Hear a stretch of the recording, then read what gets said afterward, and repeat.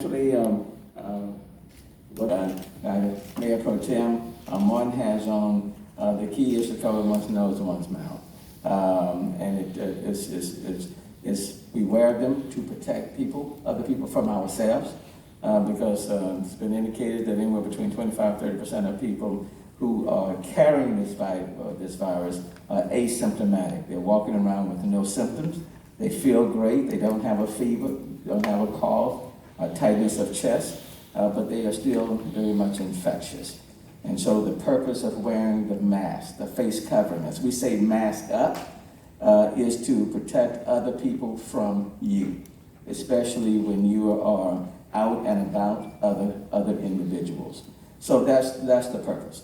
Combined with engaging in social distancing and proper hygiene, washing your hands or using hand sanitizer, things of that nature. All of those things will help to reduce the spread of this dreadful virus. Around the city, are people heeding the advice to wear masks, or is it varying in different areas? So towards the end of March, April, people were heeding it. I think people were responding because there was a lot of attention was given to how quickly this virus was spreading, the community spread. And people saw how the cases were spiking and the number of people were dying. And so what we have noticed in the month of, let's say towards the end of March and April, people were wearing the face coverings, they were engaged in social distancing, they were staying at home. Now what we're seeing is that, I would say it's on and off. People are not wearing them as much, which is unfortunate.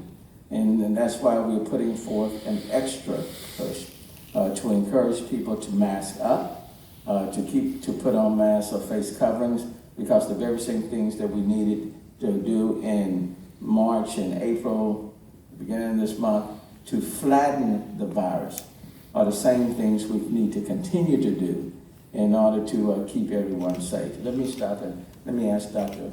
The purpose of the mask that we are wearing, everyone in this room is wearing a mask with the exception of our sign language interpreter, that protects the ones around us.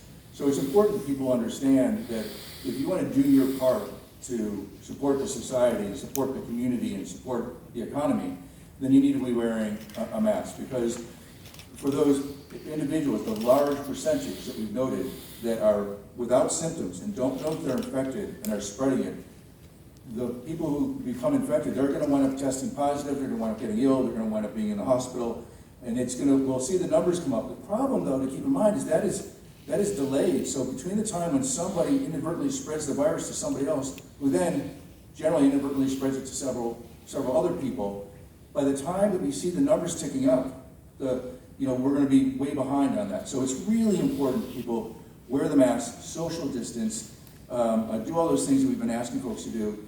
That's the only way we're going to stay ahead of the virus. It's very important that people understand really it's the physics of the virus that you have to understand. Thank you. Postponing evictions. Yes. From May to June. Are all 16 on board with doing so? Could you expand? I can't say if all 16 are on board. Some of them are doing it. I know I talked to Judge Stevens, for example. Certainly he's doing it.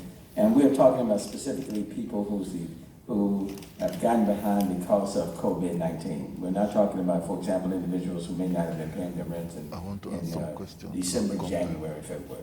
Okay, but people who specifically who have gotten behind. So some of the judges are doing it. Hopefully, more of them will do it. Hopefully, all of them will do it. And my tweet certainly was intended to encourage all of them to do it. Do you know a number that have signed on to say yes? That I do not. I do not have. Employees to do the contact tracing. And again, what that means is that when the labs report to us a positive case, that will come with some information about the individual who tested positive.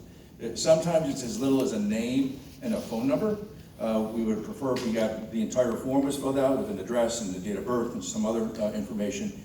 And then the contract tracers start off by finding that individual who tested positive. Now, ideally, that person already knows that they tested positive because the lab or their doctor has informed them, and hopefully the lab or the doctor who informed that they were positive already gave them some advice about how they need to isolate themselves and quarantine those who were close to them.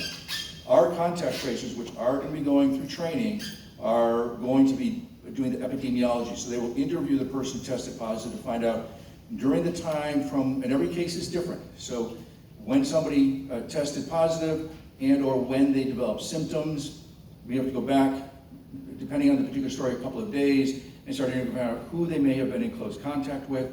And we need to define and talk about what is a close contact to find out who we then need to contact and quarantine. And those folks, when we contact those what we think are contacts, we need to find out if they're symptomatic. If they're symptomatic, we need to get them tested, and then the process repeats itself. So it's very complicated, it's very labor intensive, it's very time consuming, and it's going to take an army to do it, and this is the army of 300 that we're building. Okay, we have about 1 minute left for questions.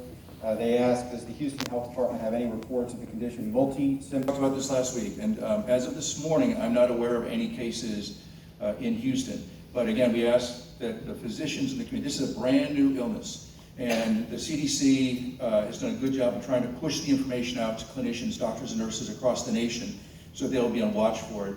We've talked about it publicly, so parents can be on watch for it. I am not aware of any cases yet in Houston. Let's hope it stays that way. And that's probably because we have, as a community, we have already done such a good job of keeping our numbers down.